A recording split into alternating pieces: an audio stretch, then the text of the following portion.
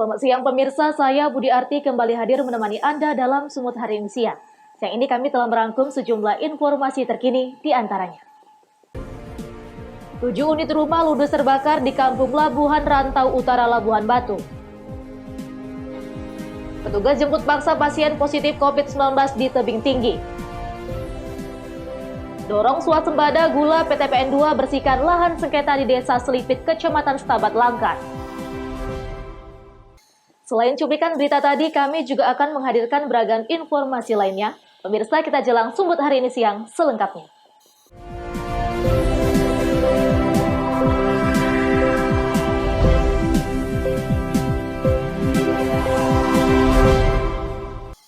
Kita ke informasi pertama. Pemirsa, 7 rumah di Kampung Labuhan Rantau Utara Labuhan Batu, Sumatera Utara ludes terbakar.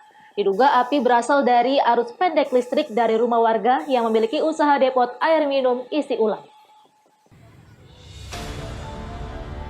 Beginilah suasana video amatir warga yang merekam kebakaran yang terjadi sejak Minggu sore hingga Minggu malam di Kampung Labuhan Rantau Kerapa. Terlihat api dengan cepat membesar dan melahap bangunan di pemukiman padat penduduk ini. Kencangnya hembusan angin dan konstruksi bangunan rumah semi permanen dari material kayu membuat api dengan cepat merambat ke bangunan lainnya. Lokasi yang sempit untuk dilalui mobil pemadam kebakaran membuat petugas kesulitan memadamkan api dari jarak dekat. 3 unit mobil pemadam kebakaran dibantu water cannon Polres Labuhan Batu hanya bisa memadamkan api dari jarak jauh. Dan petugas terpaksa menyambung selang panjang untuk bisa memadamkan api di lokasi kebakaran. Sementara warga yang ikut serta memadamkan api terpaksa harus merobohkan satu bangunan rumah agar api tidak merembet ke bangunan lainnya. Sekitar 2 jam lebih api baru dapat dipadamkan. Menurut M. Yunus, Kasat Pol PP Labuhan Batu, api berasal dari arus pendek listrik di usaha depot air minum isi ulang. Untuk saat ini ada 5 rumah yang habis dan 2 dapurnya, total itu 7. Penyebabnya kita duga sementara ini korslet dari depot. Dari berarti listrik Pak ya? Ya. Pak, kira-kira apa yang menjadi kendala ini dalam pemadaman nih Pak? Yang pertama, kendala yang kami hadapi jalannya terlalu kecil, kemudian di waktu pengisian kita tadi untuk mengisi air ketepatan listrik mati sehingga pump tidak berfungsi sehingga kita mengambil air dari tempat yang telah kita tentukan. Api berapa lama bisa dijinakkan Pak, dipadamkan Pak? Api bisa kita jinakkan lebih kurang sekitar setengah jam ada. Tidak ada korban jiwa dalam peristiwa ini, namun diperkirakan kerugian material akibat kebakaran ditaksir berkisar ratusan juta rupiah. Sementara warga yang rumahnya terbakar, kini terpaksa harus menginap di rumah ibadah tak jauh dari lokasi kebakaran. Ucok Sitorus melaporkan untuk Eva Rina TV. Pemirsa, penutupan akses jalan untuk keluar masuk di lahan sengketa oleh perusahaan perkebunan PT Sipef Tolan 3 Indonesia membuat ratusan petani yang sedang melakukan reclaiming terjebak selama 4 hari.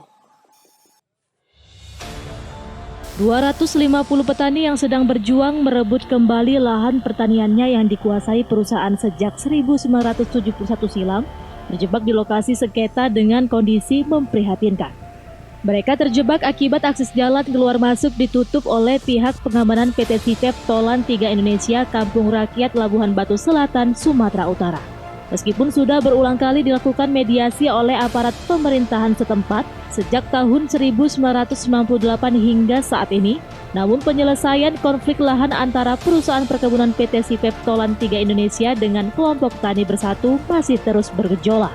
Ironisnya dengan sikap arogan, puluhan petugas keamanan dan didukung ratusan karyawan perusahaan menutup akses jalan sehingga sebagian anggota kelompok tani tidak dapat masuk ke dalam lokasi lahan yang disengketakan sedangkan ratusan lainnya masih terjebak di dalam. Akibat penutupan akses jalan tersebut sebanyak 250-an anggota kelompok tani sempat kelaparan akibat tidak dapat akses suplai makanan dari teman mereka di luar perkebunan. Penggusuran tanah ini dilakukan pada tahun 71. Sebelum itu orang-orang tua kami dulu kan membuka lahan di sini, ya kan? Dan sudah ada yang bersertifikat Pak. Nah, jadi setelah tahun 71 itu pemodalnya datanglah ke tempat kami. Dan tanah-tanah masyarakat di sini itu digusur, Pak.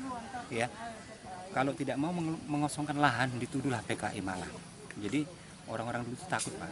Makanya banyak yang berkeluaran lah dari lahan tersebut karena intimidasi. Nah, itu. Jadi harapan kawan-kawan masyarakat di sini supaya lahan tersebut dikembalikan kepada kami lagi. Anehnya, akses penutupan jalan masuk ke lahan sengketa tidak hanya berlaku kepada anggota kelompok tani, bahkan awak media yang ingin meliput kondisi para petani juga dilarang masuk ke areal sengketa tersebut. Ucok Sitorus melaporkan untuk Eva Rina TV.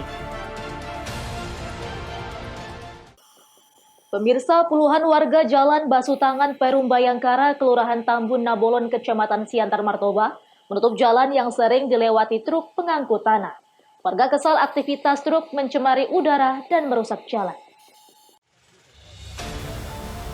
Puluhan warga RT 002 RW 002 Jalan Basutangan Perumahan Bayangkara, Kelurahan Tambun Nabolon, Kecamatan Siantar Martoba, geram dengan ulah truk pengangkut tanah milik pengembang perumahan yang setiap hari mengangkut tanah galian.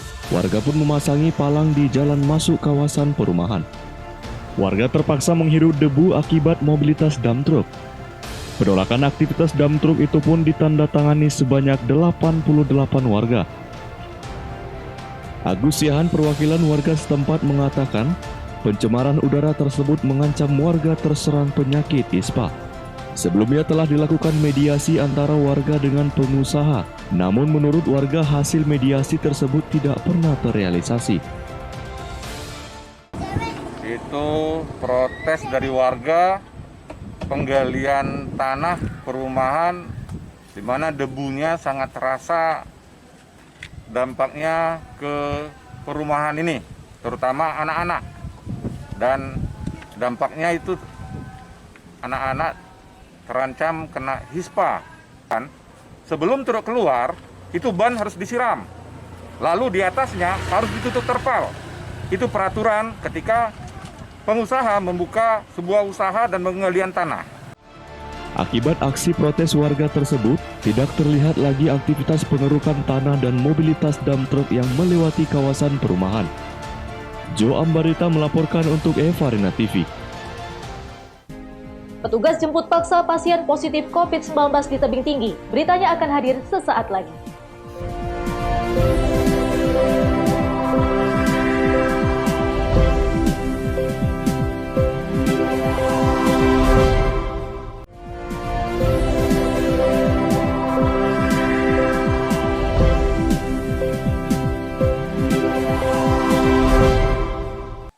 Terima kasih masih bersama kami. Tim gugus tugas percepatan penanganan COVID-19 Kota Tebing Tinggi kembali menjemput paksa salah seorang warga yang dinyatakan positif COVID-19 setelah menjalani rapid test dan uji swab. Inilah situasi tim gugus tugas saat mendatangi ruko tempat warga yang terkonfirmasi positif COVID-19 yang berada di Kelurahan Gambir, Kecamatan Tebing Tinggi, Kota Tebing Tinggi, Sumatera Utara. Warga terpaksa dijemput petugas karena menolak untuk dilakukan perawatan. Situasi sempat memanas antara petugas dan warga yang positif COVID-19 ketika menolak untuk dilakukan perawatan karena ia merasa tidak ada gejala apapun. Terlihat di lokasi, tim gugus tugas percepatan penanganan COVID-19 Kota Tebing Tinggi dibantu oleh TNI Polri berusaha meyakinkan keluarga dan pasien COVID-19. Setelah 3 jam melakukan negosiasi, akhirnya keluarga dan pasien positif COVID-19 bersedia dibawa untuk mendapat perawatan di Rumah Sakit Dr. Kumpulan Pane Kota Tebing Tinggi. Juru bicara COVID-19 Kota Tebing Tinggi mengatakan saat penjemputan pasien sempat ada perlawanan. Namun setelah diberikan penjelasan dan pertolongan dari Babin Kamtibmas dan Babinsa, akhirnya berhasil dibawa ke rumah sakit. Terima kasih. Perlu kami sampaikan hari ini kita menerima laporan warga kita ada 5 terkonfirmasi positif hari ini, sehingga kita dari jajaran gugus tugas penanganan percepatan COVID-19 pemerintah Kota Tebing Tinggi beserta dengan Babinsa, Babin Kamtibmas untuk menjemput salah satu pasien yang terkonfirmasi positif, yang dimana kita lihat tadi ada kendala sedikit, terjadi suatu perlawanan. Namun alhamdulillah dengan penjelasan yang telah dilakukan dan pertolongan daripada para Babinsa dan Babin Kamtibmas kepada kita di sini gugus tugas, Alhamdulillah yang bersangkutan bersedia untuk kita bawa melakukan perawatan di Rumah Sakit Kumpulan Paneh. Setelah warga dibawa ke rumah sakit, tim gugus tugas juga langsung melakukan penyemprotan terhadap ruko milik warga tersebut dan melakukan tracing terhadap keluarga pasien guna pemutusan mata rantai COVID-19. Alex Garingging melaporkan untuk Eva Rina TV. Sementara itu, pemirsa, Rumah Sakit Umum Pusat Adam Malik menyatakan 14 orang karyawannya terinfeksi positif COVID-19. 14 orang ini terdiri dari tenaga dokter, perawat, serta tenaga administrasi. Rumah Sakit Umum Pusat Adam Malik Medan menyatakan 14 orang karyawannya positif COVID-19. Ke-14 karyawan terdiri dari 1 orang dokter, 6 orang perawat, dan 7 orang tenaga administrasi. Mereka positif COVID-19 karena memiliki kontak erat dengan pasien COVID-19 yang termasuk orang tanpa gejala di lingkungan rumah sakit. Para karyawan ini langsung menjalani perawatan di ruang isolasi rumah sakit tersebut. Terkait tertularnya pekerja rumah sakit Adam Malik yang terpapar COVID-19 ini, pengunjung serta pasien diimbau untuk mematuhi protokol kesehatan sebagai upaya pencegahan dan memutus mata rantai penularan COVID-19. Meski saat ini sudah mulai memasuki era adaptasi kebiasaan baru yang menuntut harus tetap produktif. Jadi jumlah kasus COVID yang ada di Rumah Sakit Haji Adam Malik Medan sampai saat ini adalah berjumlah 14 orang dan tentu ini akan dari waktu ke waktu akan berubah kasusnya.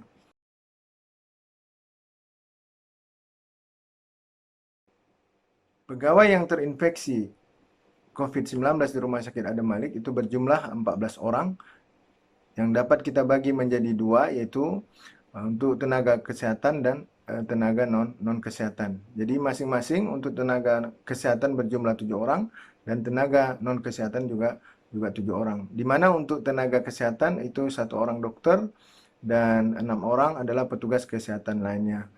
Dan untuk tenaga non-kesehatan adalah, tadi sudah kita sampaikan, adalah 7 orang. Saat ini jumlah pasien positif COVID-19 di Sumatera Utara sebanyak 2.725 orang dan yang sembuh 634 orang. Wahyu Pratama melaporkan untuk Eva Rina TV. Pemirsa, Rumah Sakit Darurat Fasilitas Khusus COVID-19 Kabupaten Simalungun memulangkan 5 orang pasien sembuh positif COVID-19 hasil pemeriksaan negatif 2 kali swab. Pasien sembuh positif COVID-19 hasil swab di Rumah Sakit Darurat Fasilitas Khusus COVID-19 Kabupaten Simalungun kembali bertambah 5 orang. 5 orang pasien tersebut dipulangkan setelah menjalani pemeriksaan tes swab 2 kali dengan hasil negatif, dengan masa perawatan kurang lebih selama 33 hari. 2 pasien balita merupakan warga Kecamatan Panombean Paneh dan Nagori Tanjung Hataran Kecamatan Bandar Huluan. Sedangkan 3 pasien lainnya juga warga Nagori Tanjung Hataran Kecamatan Bandar Huluan yang menjadi klaster penyebaran COVID-19 di Simalungun. Proses pemulangan pasien diberangkatkan oleh Wakil Direktur Rumah Sakit Alpian Denri Saragi bersama petugas medis pada Sabtu sore 18 Juli 2020. Ditandai dengan pemberian surat sembuh, bingkisan dan penyematan hiu sebagai tradisi bentuk syukur dan semangat atas kesembuhan pasien. Dengan adanya penambahan ini, maka total jumlah pasien sembuh COVID-19 di Kabupaten Simalungun pada Minggu tanggal 19 Juli 2020 berjumlah 53 orang. Baik, pada hari ini kita memulangkan 6 orang pasien dari Rumah Sakit Darurat COVID-19 Kabupaten Simalungun di Batu 20, di mana ada dari 6 orang itu 5 orang yang positif swab dan 1 orang yang negatif.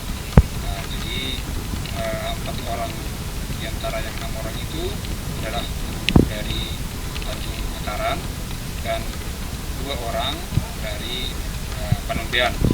Mereka rata-rata dirawat di rumah sakit ini lebih kurang 32 hari dan setelah di swab 2 kali ternyata hasilnya negatif, maka pada hari ini kita memulangkan mereka ke rumah karena dari hasil pemeriksaan sudah 2 kali swab negatif.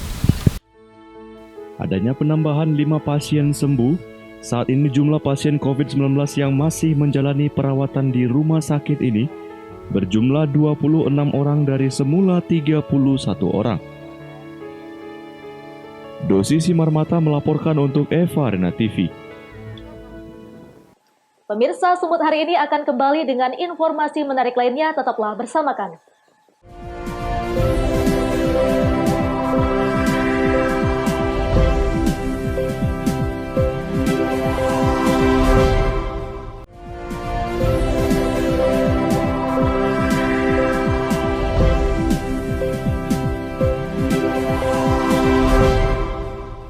Terima kasih masih bersama kami.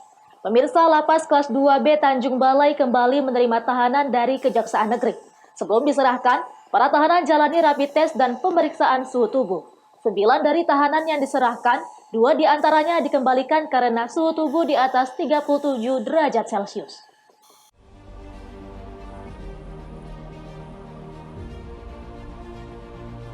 Sebanyak 9 tahanan Kejaksaan Negeri yang dititipkan di Polres Tanjung Balai sejak pandemi menjalani pemeriksaan kesehatan. 9 tahanan tersebut menjalani pemeriksaan rapid test sebelum diserahkan ke Lapas Kelas 2B Tanjung Balai. Dari pemeriksaan rapid test, ke-9 tahanan dinyatakan non-reaktif.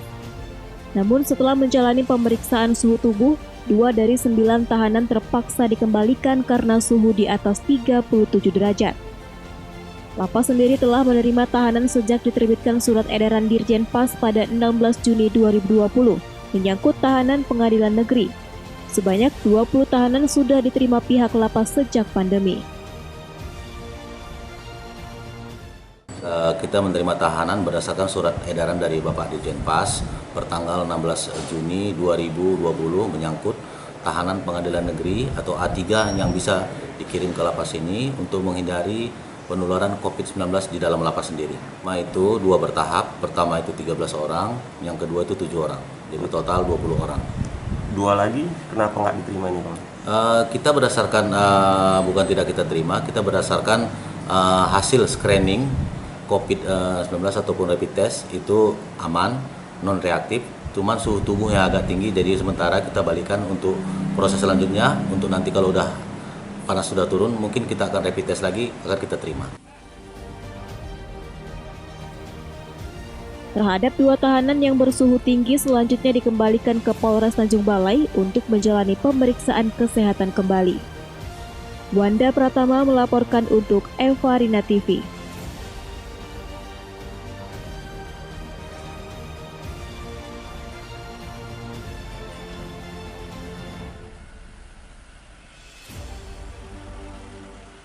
Pemirsa, guna menunjang industri swasembada gula nasional di tahun 2020, PTPN 2 melakukan pembersihan lahan sengketa yang digarap petani. PTPN 2 akan kembali menanam tebu dan mengoptimalkan produksi pabrik gula di Kebun Kuala Madu, Kabupaten Langkat.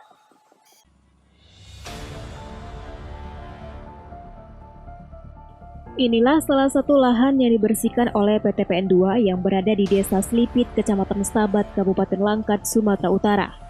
Di lahan seluas 35 hektar ini sebelumnya dikuasai oleh petani penggarap dan ditanami tanaman palawija seperti jagung, ubi, kacang tanah, dan lain-lain. Sejak wacana adanya swasembada gula nasional, PTPN 2 akan ikut berperan serta akan kembali memproduksi gula di pabrik gula Kebun Kuala Madu Langkat yang sudah beberapa waktu belakangan ini nyaris tidak berproduksi lagi karena minimnya pasokan bahan baku tebu dari areal lahan sengketa. Menurut manajer Kebun Kuala Madu PTPN 2 Irwan, pihaknya melakukan pembersihan lahan seluas 35 hektar sesuai dengan HGU nomor 5 yang dikeluarkan oleh BPN.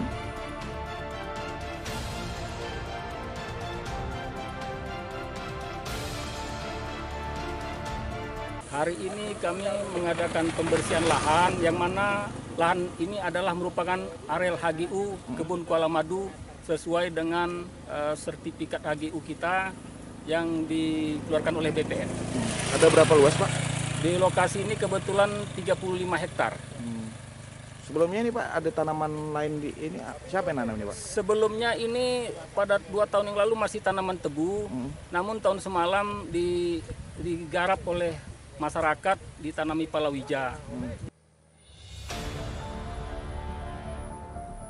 Sebelumnya pihak PT PN2 telah melakukan pembersihan seluas 100 hektar lahan yang dikuasai masyarakat dan nantinya akan melakukan pembersihan lahan berikutnya di sejumlah lahan milik PT PN2 Tanjung Morawa.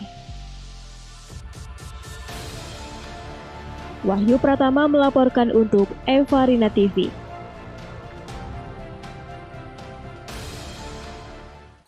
Pemirsa, informasi tadi sekaligus mengakhiri pertemuan kita dalam Sumbut hari ini siang. Saya Budi Arti mewakili kerabat kerja yang bertugas pamit undur diri dari hadapan Anda. Terima kasih atas kebersamaannya dan sampai jumpa.